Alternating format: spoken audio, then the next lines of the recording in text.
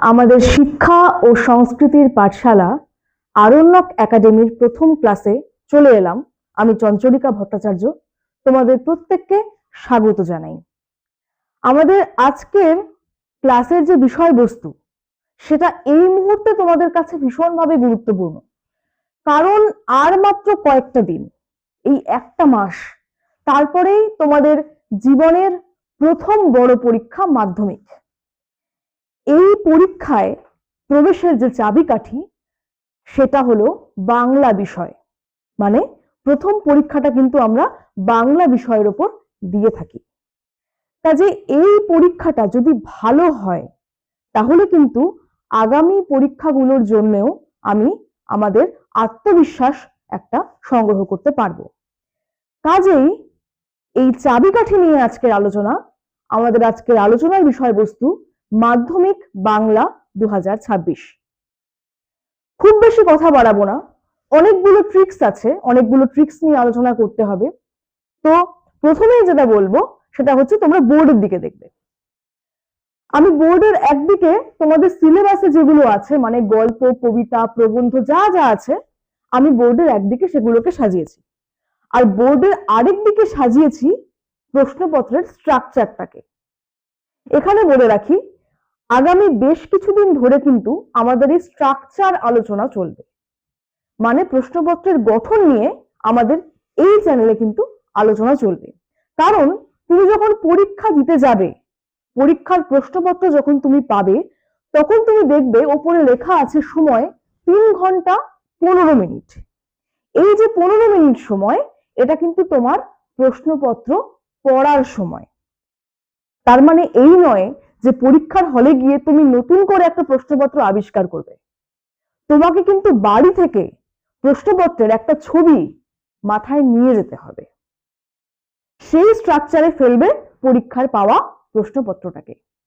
তখন দেখবে প্রশ্নের যে ধরনগুলো সেগুলো সবই কিন্তু তোমার জানা। তো চলে আসছি বোর্ডের দিকে। আমাদের সিলেবাসটা নিয়ে প্রথমে বলি। আমাদের সিলেবাসে কি কি গল্প রয়েছে? প্রথম হচ্ছে জ্ঞান চক্ষু, তারপর আছে বহুরূপী, আছে পথের দাবি, অদল বদল, নদীর বিদ্রোহ।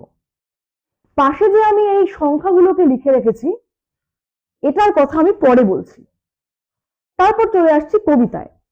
কবিতার মধ্যে কি আছে? অসুখী একজন, আয় আরো বেঁধে বেঁধে থাকি, আফ্রিকা, অভিষেক, প্রলয় উল্লাস, সিন্ধু তীরে, অস্ত্রের বিরুদ্ধে গান।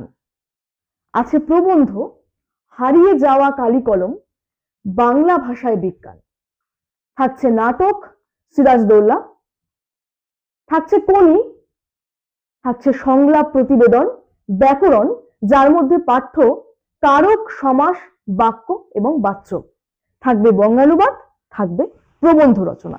এই হচ্ছে আমাদের গোটা বাংলা বিষয়ের মধ্যশিক্ষা পর্ষদের সিলেবাস।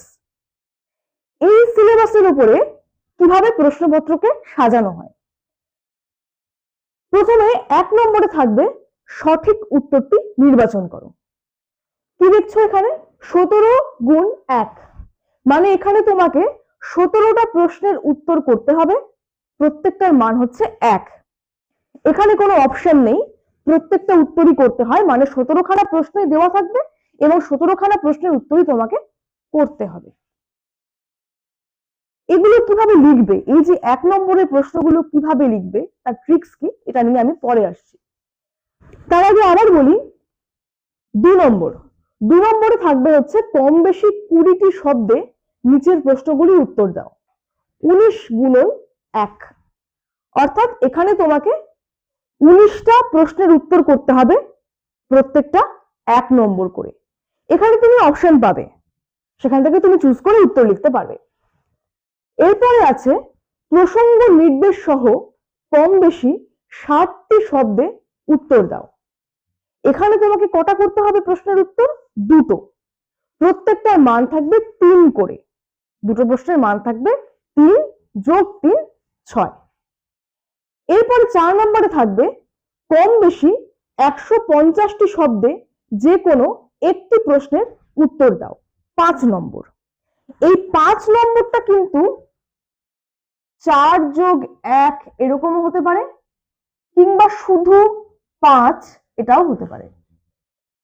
অর্থাৎ নম্বর ডিভিশন থাকতে পারে, প্রশ্নের মধ্যে দুখানা পার্ট কিন্তু হয়ে যেতে পারে। আর এই যে 4 নম্বরের প্রশ্ন, এটা কিন্তু মূলত গল্প থেকেই আসে। এরপরে 5 নম্বর, কম বেশি 150টি শব্দে যে কোনো একটি প্রশ্নের উত্তর দাও। এখানেও 5 নম্বর। ঠিক একইভাবে এখানেও কিন্তু 1+4 বা 4+1 বা শুধু 5 এরকম হতে পারে।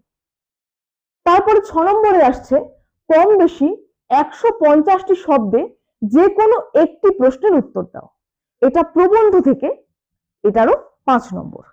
আছে নাটক, তোমাদের একটাই নাটক পাঠ্য, একটু আগে দেখলে, সেখান থেকেই একটা প্রশ্ন 4 নম্বরে। এখানে কি করতে হয়, 125টা শব্দে যে কোনো একটা প্রশ্নের উত্তর করতে হয়। তারপর থাকছে কোনি।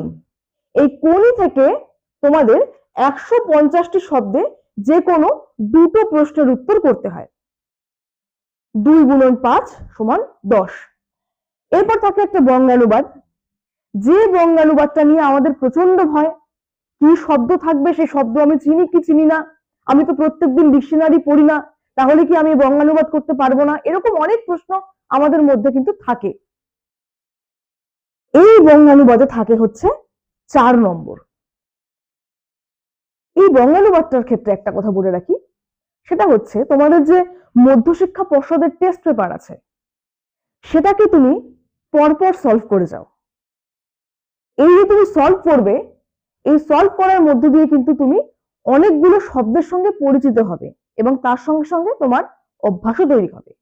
খুব বেশি কঠিন শব্দ দেওয়া হয় না, যেগুলো আমরা জানি, নিত্যদিন আলোচনা করে থাকি, এর ওর তার মুখে শুনে থাকি, সেরকম শব্দই দেওয়া হয়। তো সেটাই থাকবে, অতএব ভয়ের কিছু নেই। এরপরে থাকে হচ্ছে প্রতিবেদন বা সংলাপ, যে কোনো একটা লিখতে হয়, হয় প্রতিবেদন লিখতে হয়, নয় সংলাপ লিখতে হয়। 5 নম্বরের। আর থাকে কম বেশি 400 শব্দে একটা প্রবন্ধ রচনা, যেটা 10 নম্বর থাকে। তো এটার কথাতে সবার শেষে আসবো। আগে বলি, তাহলে এই যখন আমি সিলেবাসটা দেখাচ্ছিলাম, তখন পাশে পাশে এই যে 5, 3, 5 এগুলো কি? গতবার এই জ্ঞানচক্ষু থেকে 2025 সালে জ্ঞানচক্ষু থেকে 3 নম্বরের প্রশ্ন এসেছিল। কাজে জ্ঞানচক্ষুকে এবার 3 নম্বরের জন্য তৈরি করার দরকার নেই, তুমি 5 নম্বরের প্রশ্ন জ্ঞানচক্ষু থেকে তৈরি করবে। তেমনি বহুরূপী থেকে কি করবে, 3 এবং 5 নম্বরের প্রশ্নোত্তর তৈরি করবে। পথের দাবি থেকে 3 এবং 5 নম্বরের প্রশ্নোত্তর তৈরি করবে।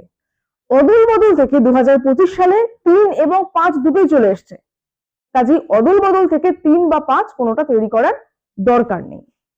নদীর বিদ্রোহ থেকে 3 নম্বরের প্রশ্নোত্তর তৈরি করবে। এই যে বললাম অদল বদল থেকে দরকার নেই, তার মানে কি অদল বদলটা বাদ দিয়ে যাবে? একদমই না। বইয়ের প্রত্যেকটা লাইন থরলি পড়া তোমার দায়িত্ব, এটার কিন্তু কোনো সাজেশন হয় না। বইয়ের প্রত্যেকটা লাইন হাইলাইটার ব্যবহার করে পড়া এবং সেটাকে মাথায় রাখা, বারবার বারবার রিভিশন করা। একটা সময় বিরক্ত লাগতে পারে, কতবার রিভিশন করব, কিন্তু যতবার তুমি রিভিশন করবে ততবার কিন্তু তোমার মাথায় ছবির মতো বইয়ের লাইনগুলো গেঁথে যাবে। আর এই লাইন গেঁথে রাখতে সাহায্য করে হাইলাইটার পেন। তো এরপরে আমরা আসছি কবিতায়। অসুখী একজন থেকে 3 এবং 5 নম্বরের প্রশ্ন তৈরি করো। আয় আরো বেঁধে বেঁধে থাকির থেকে 5 নম্বরের প্রশ্ন তৈরি করো। আফ্রিকা থেকে 3 নম্বরের। অভিষেক থেকে দরকার নেই। প্রলয় উল্লাস থেকে 3 এবং 5 নম্বরের। সিন্ধু তীরে থেকে 3 এবং 5 নম্বরের। অস্ত্রের বিরুদ্ধে গান থেকে 3 এবং 5 নম্বরের। এগুলো যে আমি বলছি, আমার সঙ্গে সঙ্গে বোর্ড দেখে দেখে কিংবা ভিডিও পজ করে এই স্ট্রাকচারটা লিখে নাও খাতায়, তোমার বুঝতে সুবিধে হবে। এরপরে দেখো, আমাদের পাঠ্য রয়েছে দুখানা প্রবন্ধ, হারিয়ে যাওয়া কালিকলম এবং বাংলা ভাষায় বিজ্ঞান। একটু আগে আমরা দেখেছি প্রবন্ধ থেকে প্রশ্ন থাকে 5 নম্বরের। তো কি করব এই একটা প্রশ্নের জন্য? এই যে দুখানা প্রবন্ধ আছে, দুটো পড়তে হবে না, মানে দুটো থেকে 5 নম্বরের প্রশ্ন তৈরি করতে হবে না, যে কোনো একটা থেকে তৈরি করলেই হবে, কিন্তু দুটো প্রবন্ধই থরলি পড়বে। আবারও বলছি, নাটক ভালো করে পড়বে, সিরাজদৌল্লা 4 নম্বরের প্রশ্ন সেখান থেকে পাচ্ছ। এবার কোনি, কোনিতে দেখবে অনেকগুলো পরিচ্ছেদ ভাগ করা আছে, 14খানা পরিচ্ছেদ। তো এই 14খানা পরিচ্ছেদ থেকে 2025 সালে কি এসছে, ক্ষিতি সিংহের চরিত্র এসে গেছে। 1 এবং 8 নম্বর পরিচ্ছেদ থেকে প্রশ্ন চলে এসছে। এইগুলো প্রশ্নের জন্য তৈরি করার দরকার নেই। তাহলে বাকি যেগুলো রয়েছে পরিচ্ছেদ, সেই পরিচ্ছেদগুলো মানে 2 নম্বর, 3 নম্বর, 4 নম্বর, 5 নম্বর, 7 নম্বর, এগুলো থেকে শুরু করে একদম 14 নম্বর পর্যন্ত এই দুটোকে বাদ দিয়ে এবং ক্ষিতি সিংহের চরিত্রকে বাদ দিয়ে তুমি তৈরি করবে। এরপর আসি সংলাপ বা প্রতিবেদন। এই সংলাপ বা প্রতিবেদনের ক্ষেত্রে কি গুরুত্বপূর্ণ? সংলাপ বা প্রতিবেদন তোমার মনে হতে পারে আমাকে তো যে কোনো একটার উত্তর করতে হয়, হয় সংলাপ তৈরি করতে হয়, নয় প্রতিবেদন লিখতে হয়। তাহলে যে কোনো একটাই আমি তৈরি করে যাব? না, এটা করবে না। কারণ পরীক্ষার খাতায় তুমি দেখলে প্রশ্নপত্রে এমন আছে যে সংলাপটা তোমার একটু কঠিন মনে হচ্ছে, তাহলে তোমাকে প্রতিবেদন রচনা করতে হবে। আবার প্রতিবেদনটা একটু অসুবিধাজনক মনে হলে তোমাকে সংলাপের দিকে মন দিতে হবে। কাজে দুটোই কিন্তু তোমাকে সমানভাবে প্রস্তুতি নিয়ে যেতে হবে, যাতে কোনোটাতেই তুমি না আটকাও। ব্যাকরণ তো কোনো সাজেশন হয় না, ব্যাকরণ শিখতে হয়, ব্যাকরণ বুঝে নিতে হয়। আগামী দিনে এখানেও তোমরা অনেক ক্লাস পাবে, ছোট ছোট ভিডিও পাবে, যেখান থেকে ব্যাকরণটা খুব সহজে, খুব অল্প সময়ের মধ্যে মাথায় গেঁথে নিতে পারবে। তো সেটা পরের কথা। আমি এখন বলছি এই যে ব্যাকরণের যে বিষয় 4টে, কারক, সমাস, বাক্য, বাচ্য, এই 4টে খুব ভালো করে খুঁটিয়ে খুঁটিয়ে তৈরি করে যাও এবং প্রত্যেকদিন প্র্যাকটিস করবে। ব্যাকরণ হচ্ছে অঙ্কের মতো, অঙ্ক যেমন প্রত্যেকদিন প্র্যাকটিস করলে কোনো কমনের দরকার হয় না বা মুখস্থও করতে হয় না, ব্যাকরণটাও ঠিক কিন্তু সেরকমই। এখানেও অঙ্কের মতোই নম্বর এবং সিস্টেমটাও কিন্তু অঙ্কের মতোই। কাজে প্রত্যেকদিন প্র্যাকটিস করো। বঙ্গানুবাদ নিয়ে আমি আগে বলেছি। এরপরে আমি একটা জিনিস জাস্ট বলে দিই তোমাদেরকে, প্রশ্ন লেখার সময় কতগুলো জিনিস, প্রশ্ন লেখার সময় কয়েকটা জিনিস খুব গুরুত্বপূর্ণ, যে পূর্ণ বাক্যে উত্তর দেওয়া। আমি না এটা মুছে দিচ্ছি, এই মুহূর্তে আর তোমাদের একটা দরকার নেই, তোমরা আশা করি প্রত্যেকে খাতায় তুলে নিয়েছো, আর না তুললে ভিডিও পজ করে তোলো। আমি এখন একটা মুছে দেবো, কতগুলো জিনিস আমি লিখে বোঝাবো।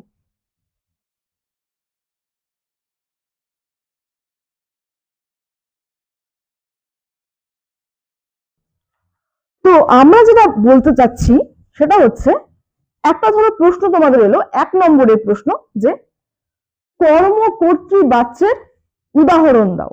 1 নম্বরের প্রশ্ন আমি লিখে দিচ্ছি। প্রশ্নটা হলো, কর্মকর্তৃ বাচ্যের একটি উদাহরণ দাও। এখানে তুমি যখন উত্তর লিখবে খাতায়, কিভাবে লিখবে উত্তরটা? শুধুমাত্র একটা উদাহরণ দিয়ে ছেড়ে দেবে? যেমন আমি একটা উদাহরণ বলছি, শঙ্খ বাজে, শুধু এইটুকু লিখে দেবে? না, তুমি লিখবে কর্মকর্তৃ বাচ্যের একটি উদাহরণ হলো, বলে তারপর তুমি লিখবে শঙ্খ বাজে। এবার এটাকে একটু আকর্ষণীয় করতে গেলে কি করবে? শঙ্খ বাজের নিচে, গোটাটার নিচে একটা দাগ দিয়ে দাও। এটা হচ্ছে কর্মকর্তৃবাচ্যের উদাহরণ। এরকম যদি প্রশ্ন হয়, 1 নম্বরের প্রশ্ন যদি এরকম লেখা থাকে যে ব্যতিহার কর্তা কাকে বলে, লিখছি ব্যতিহার কর্তা কাকে বলে। এই যে কাকে বলে বলা হয়েছে, তুমি কি উত্তর লিখবে? ব্যতিহার কর্তা কাকে বলে? কোন বাক্যের একাধিক কর্তা যখন পারস্পরিক প্রতিযোগিতা বা বিরোধিতার ভাব নিয়ে কোনো কাজ করে, তখন তো তাকে আমরা ব্যতিহার কর্তা বলি, এটাই লিখবো। কিন্তু সঙ্গে একটা উদাহরণ কিন্তু অবশ্যই দেবে। যখন বলা হয় কাকে বলে, কাকে বলে সঙ্গে কিন্তু পরীক্ষক এটাও জানতে চান যে তুমি উদাহরণটাকে জানো কিনা। এটা কিন্তু খুব গুরুত্বপূর্ণ, এটা কিন্তু স্কিপ করো না, এটা মাথায় রাখবে। যেমন আমি একটা উদাহরণ দিচ্ছি, সংজ্ঞাটা আগে লিখে নেবে, সংজ্ঞাটা আমি লিখলাম না, এখানে লিখলে উদাহরণ। রাজায় রাজায় যুদ্ধ হয়। এখানে কি গোটাটার নিচে দাগ দেবে? রাজায় রাজায় যুদ্ধ হয়, কি করবে? রাজায় রাজায় নিচে দাগ দেবে।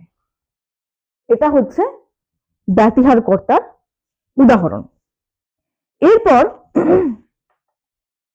যদি এরকম আসে যে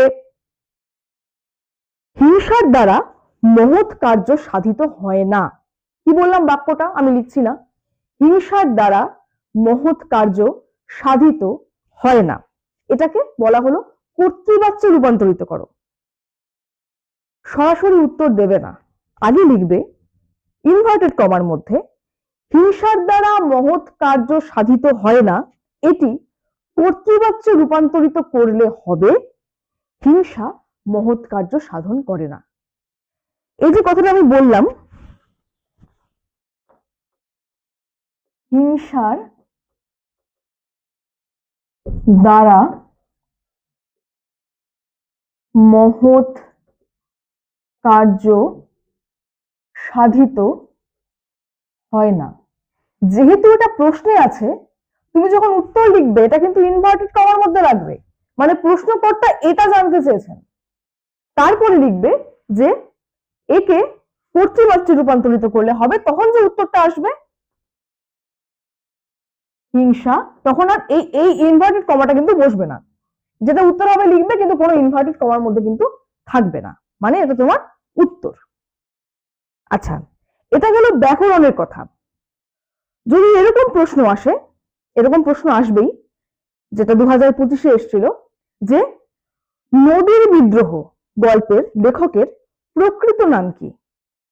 পূর্ণ বাক্যে উত্তর করবে নদীর বিদ্রোহ গল্পের লেখকের প্রকৃত নাম প্রবোধ কুমার বন্দ্যোপাধ্যায়।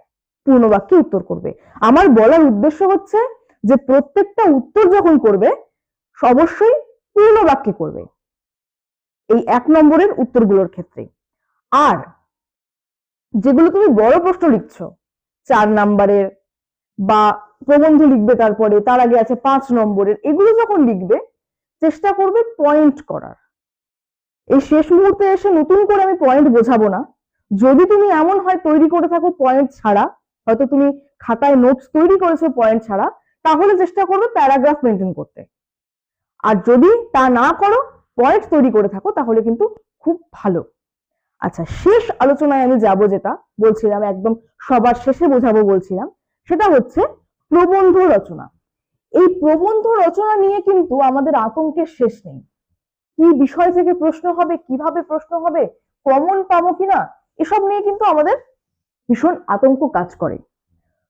তো আমরা দেখি প্রবন্ধ কিন্তু প্রত্যেকবার পরীক্ষায় কিছু বিষয়ের মধ্যে ঘোরাফেরা করে, যেখান থেকে সবচাইতে বেশি গুরুত্বপূর্ণ দুটো টপিক হচ্ছে বা বিষয় হচ্ছে, একটা হচ্ছে বিজ্ঞান এবং আরেকটা হচ্ছে পরিবেশ। এই বিজ্ঞান এবং পরিবেশ এগুলো থেকে কিন্তু বিগত বছরের প্রশ্ন ঘেটে যা দেখা গেছে যে প্রত্যেকবারই এখান থেকে কিন্তু প্রবন্ধ রচনা আসে। তো বিজ্ঞান থেকে তুমি কি তৈরি করবে, পরিবেশ থেকে তুমি কি তৈরি করবে, এখানে মোটামুটি একটা সাজেশন তৈরি করা যায় যে এগুলো তুমি বাড়িতে খেটে তৈরি করলে তুমি একটা কমন পেতে পারো। তার আগে বলছি, আমরা কেউ ভবিষ্যৎ দ্রষ্টা নই, আমরা একদম কি আসছে প্রশ্নপত্রে সেটা ছেপে লিখে যেতে পারি না, তারপরেও কিন্তু ধারণা করতে পারি। তো প্রবন্ধের ক্ষেত্রে বিজ্ঞান বিষয়ে, বিজ্ঞান আশীর্বাদ না অভিশাপ, এটা একটা বিষয় তৈরি করতে পারো। তৈরি করতে পারো মানব কল্যাণে বিজ্ঞান দেখো, যখন তুমি বিজ্ঞান আশীর্বাদ না অভিশাপ তৈরি করবে, তখন কিন্তু মানব কল্যাণে বিজ্ঞান এই বিষয়টাও তৈরি হয়ে যাচ্ছে। খালি অভিশাপ অংশটুকু বাদ দিলেই কিন্তু মানব কল্যাণে বিজ্ঞান এই প্রবন্ধ তৈরি হয়ে যাবে। এটা কিন্তু একটু বুদ্ধি খাটিয়ে তৈরি করতে হবে, কারণ প্রচুর প্রচুর প্রবন্ধ তৈরি করা বা প্রবন্ধ মুখস্থ করার সময় কিন্তু এখন নয়। এরপরে আসবো পরিবেশ প্রসঙ্গে। আরেকটা বিজ্ঞান সম্পর্কে বলে রাখি, এটা কমন ভীষণ, বিজ্ঞান ও কুসংস্কার। এটা যে কেউ বানিয়ে লিখতে পারে, চাইলেই একটু বাড়িতে কষ্ট করে তৈরি করে নিও। এরপর আসবে পরিবেশ প্রসঙ্গে। 2025-এ খুব সম্ভবত বন সংরক্ষণ নিয়ে একটা এসেছিল প্রবন্ধ। তো এবারের জন্য দেখো, পরিবেশ দূষণ ও তার প্রতিকার। কি বললাম? পরিবেশ দূষণ ও তার প্রতিকার।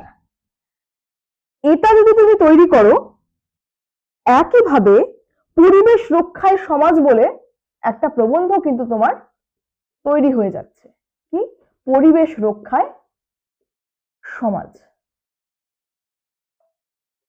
আরেকটা যেটা তৈরি করতে পারো, সেটা হচ্ছে এই সময়কার খুব আলোচিত একটা বিষয়, সেটা হচ্ছে বিশ্ব উষ্ণায়ন। কি বললাম? বিশ্ব উষ্ণায়ন। এটাকে কিন্তু ভালো করে তৈরি করো, কারণ এটা ইনস্ট্যান্ট বানাতে সমস্যা হতে পারে, এজন্য বললাম এটাকে ভালো করে তৈরি করো। এছাড়া এমন কিছু বিষয় থাকে যেটা তোমরা শিক্ষার্থীরা নিজেরা লিখতে পারো। কিরকম থাকে? বাংলার উৎসব নিয়ে থাকতে পারে, বাংলার ঋতু বৈচিত্র্য নিয়ে থাকতে পারে, তোমার জীবনের লক্ষ্য নিয়ে থাকতে পারে, কিংবা আত্মকথন ধর্মী কোনো প্রবন্ধ আসতে পারে। যেমন একটি নদীর আত্মকথা, একটি গ্রামের আত্মকথা, একটি বটগাছের আত্মকথা। এগুলো কিন্তু নিজেরা বানিয়ে লেখা যায়, এগুলো আসতেই পারে। তো মোটামুটি এগুলোর মধ্যে থেকে কিন্তু তোমরা পেয়ে যাবে এরকম বিষয়। এবার প্রবন্ধ যখন তুমি লিখবে, প্রবন্ধের একটা সূচনা বা ভূমিকা থাকবে। সেটা সূচনা লিখতে পারো, ভূমিকা লিখতে পারো, প্রাক কথন লিখতে পারো, তোমার যেরকম পয়েন্ট ইচ্ছে একটা পয়েন্ট লিখবে। সূচনা এবং উপসংহার এই দুটো অংশকে খুব সুন্দর করে মনোযোগ দিয়ে তৈরি করবে। মাঝখানে যে বিষয় থাকবে সেগুলোকে ছোট্ট ছোট্ট পয়েন্ট আকারে তৈরি করবে, প্রত্যেকটা পয়েন্টে আলোচনা করবে। এবার বলা হয়েছে 400 শব্দের মধ্যে। তুমি কি পরীক্ষার খাতায় গুনবে 400 শব্দ হলো কিনা? নিশ্চয়ই নয়। তুমি যখন বাড়িতে লিখে অভ্যাস করবে, তখন দেখবে খাতার ঠিক কতটুকু পরিসরের মধ্যে তোমার 400 খানা শব্দ আসছে। সেই রকম ভাবে সেই হিসেব নিয়ে পরীক্ষার খাতায় পৃষ্ঠা সংখ্যাটাকে বুঝে নেবে। এই গেল প্রবন্ধ। এবার তোমরা, আগেই বললাম যে পাঠ্যগুলো তোমাদের রয়েছে, প্রত্যেকটাকে খুঁটিয়ে খুঁটিয়ে পড়বে, কোনোটাকে বাদ দেবে না, বারবার বারবার করে পড়বে। গল্প, কবিতা, প্রবন্ধ, নাটক যা কিছু আছে সবগুলোকে বারবার করে পড়বে, পয়েন্টগুলো ঝালাই করবে, বারবার করে সেই পয়েন্টগুলো সম্পর্কে বলবে। এগুলো তোমরা বারবার করে পড়বে। আর যেটা আমার বলার, সেটা হচ্ছে তোমাদের ব্যাকরণের যে বিষয়গুলো তোমাদের পাঠ্য আছে, সেগুলো নিয়ে 15-20 মিনিটের ছোট ছোট ভিডিও আমি আমার চ্যানেলে তৈরি করে দেব। এবং এটুকু গ্যারান্টি আমি দিতে পারি যে এই শর্ট ভিডিওগুলো দেখলে শেষ মুহূর্তে মাথায় এই ব্যাকরণের বিষয়গুলো তোমার গেঁথে যাবে। এটা আমাদের গ্যারান্টি। তো আজকে আর বেশি বলবো না, যেটুকু বললাম সেটুকু মাথায় ঢুকিয়ে নাও। এইভাবেই বাংলার বিষয়টাকে সম্পূর্ণভাবে তৈরি করো, এবং আমাদের আরণ্যক একাডেমি চ্যানেলটা সবার মধ্যে ছড়িয়ে দেওয়ার জন্য যেমন শেয়ার করবে, লাইক করবে, কমেন্ট করবে, সাবস্ক্রাইব করবে, এবং অজস্রভাবে তোমার বন্ধুদের কাছে পৌঁছেও দেবে। ধন্যবাদ।